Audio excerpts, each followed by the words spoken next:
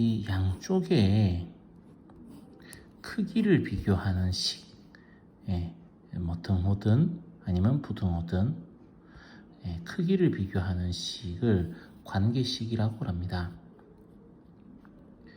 관계식은 자 등호로 연결되어 있는 등식이 있고요. 그 다음에 부등호로 연결되어 있는 부등식이 있습니다. 이것들이 부등호예요. 그죠? 자, 등식, 부등식 이렇게 나누는데 이것들이 부등식에 해당이 돼요. 부등호니까 부등식에 해당되는 거고 등호니까 등식에 해당되는 거고 이렇게 되죠. 자, 이 기호 크기 비교 기호에서 등호, 부등호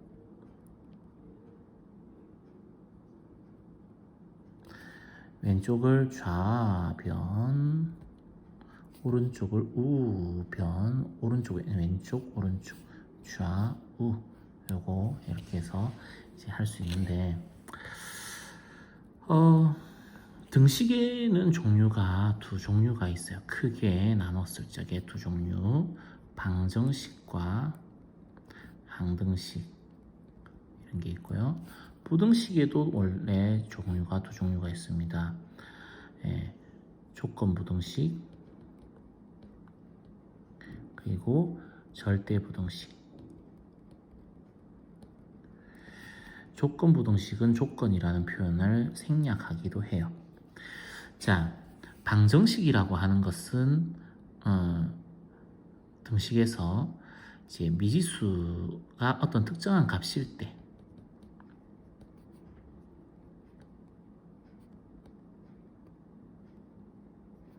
만 등식이 성립하는 걸 말합니다. 왼쪽 오른쪽이 같다가 되면은 등식이 성립한다 이렇게 되는데 등식이 성립 이렇게 됩니다. 미지수가 자 이때 이 미지수의 특정값, 미지수의 특정값, 즉 등식을 성립시켜주는 특정값을 뭐라고 그러냐면은 방정식의 해 또는 방정식의 근 이렇게 얘기를 합니다. 해라고 하는 건 풀이란 뜻이고요. 근은 이거 등식을 만족시켜주는 어떤 뿌리 이렇게 되는 거예요. 다음 항등식은 미지수가 뭐든 값이 어떤 값이든 항상 등식이 성립하는 겁니다. 항상 등식이 성립합니다. 그래서 항등식 이렇게 되는 거예요. 항등식. 조건부등식과 절대부등식도 방정식과 항등식 간의 관계처럼 어떤 미지수의 범위가 특정할 때, 특정 범위일 때만 부등식이 성립하는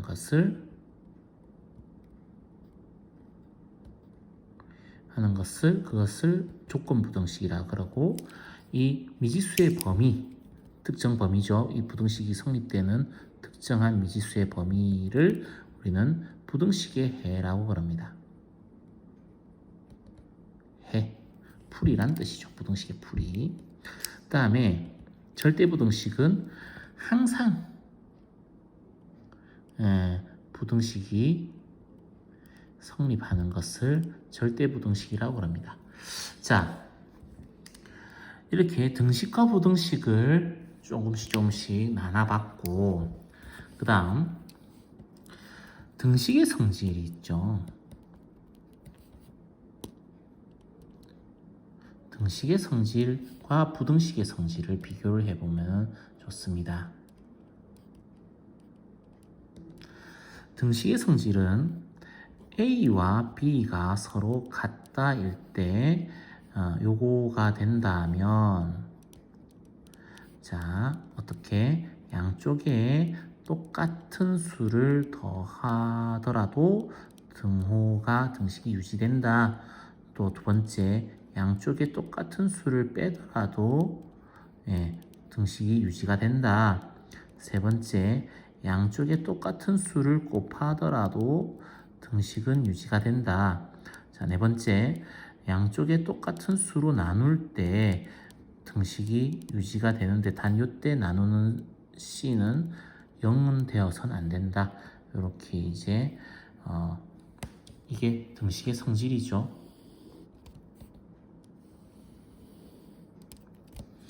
부등식의 성질은 이렇게 돼요. A가 B보다 크다이면 꼭 크다 아니고 작다여도 다 상관없고요.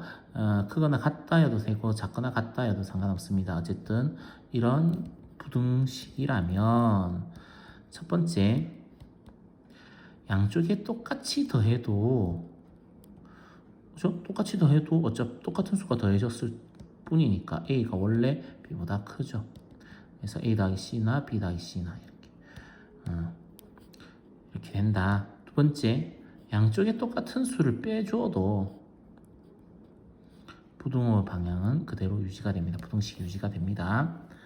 자, 이제 세 번째, 네 번째인데 세 번째, C가 만약에 양수라면 A 곱하기 C랑 B 곱하기 C를 했을 때 부등호는 그대로 유지. 근데 C가 0보다 작다면 A 곱하기 C랑 B 곱하기 C랑 이렇게 했을 때 부등호 방향이 반대로 바뀝니다. 이게 되게 중요합니다. 0보다 작다면 부등호의 방향이 원래 방향과 비교했을 때 반대로 바뀐다라는 거. 이게 중요한 거예요. 왜요? 일단 자, 얘를 조금 이따가 보고 한번 자, 네 번째 이야기를 보겠습니다. 자, 이 상황에서 C가 양수인 상황에서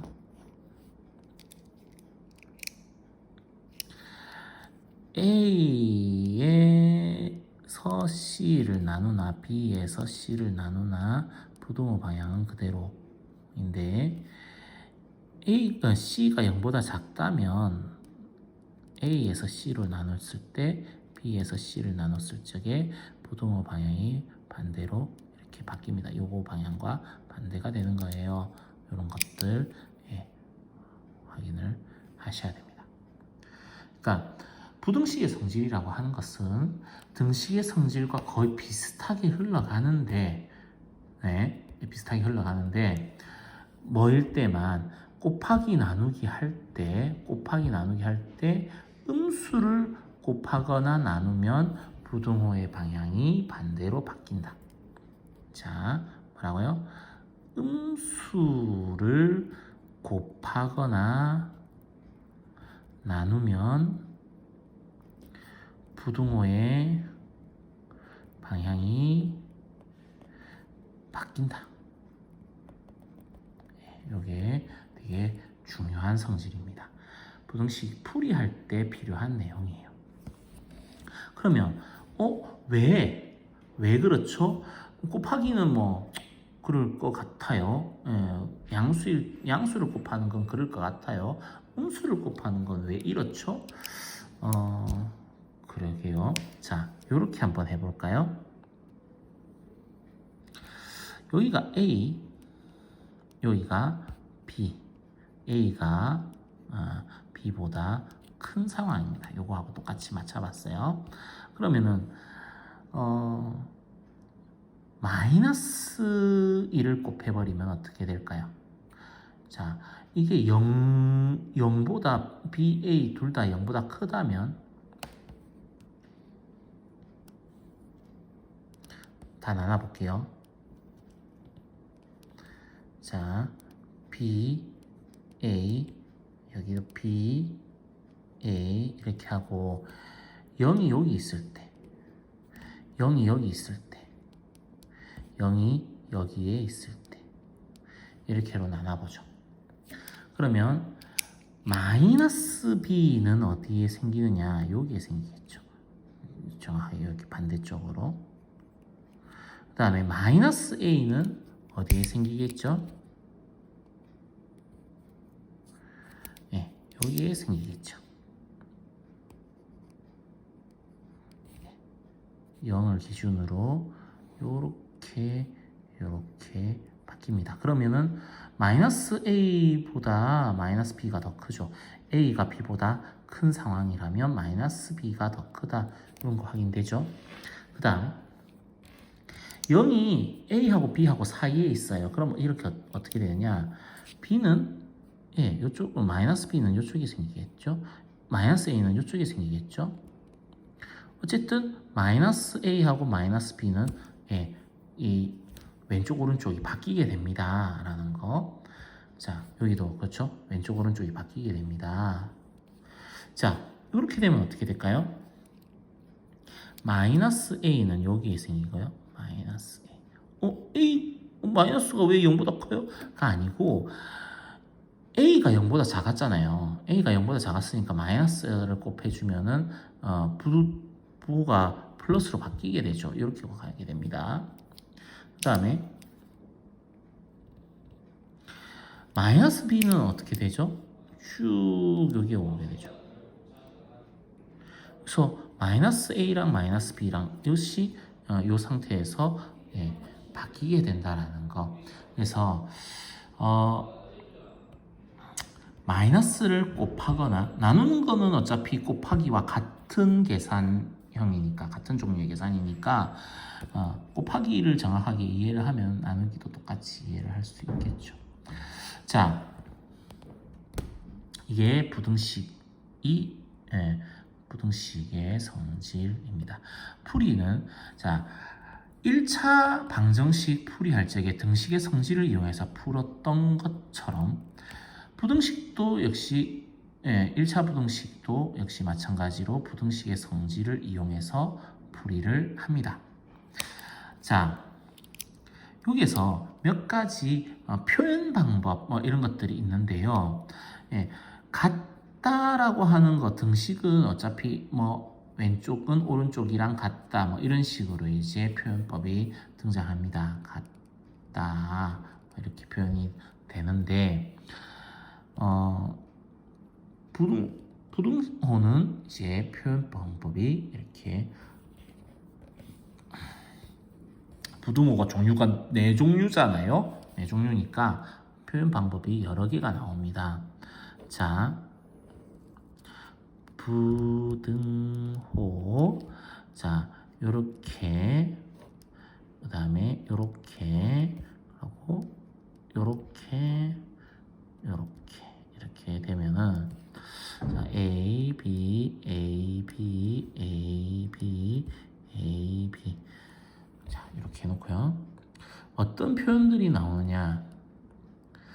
A가 B보다 크다. 이건 당연한 건데요. A가 B 초과다. 그죠? 이렇게 초과라는 표현이 등장합니다. 초과.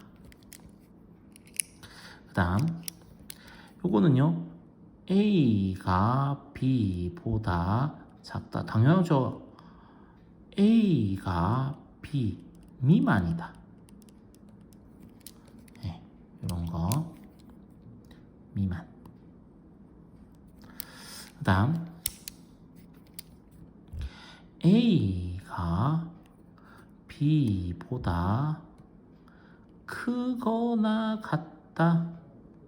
당연하죠. 그거는 그죠? A가 B 이상이다. 이상이라는 표현. 근데 이거 말고도 또 다른 표현이 있는데 A가 B보다 작지 않다. 이런 표현도 있습니다. A가 B보다 작지 않다. 작은 것이 아니다. 작지 않다. 이게 왜 그거나 같다예요?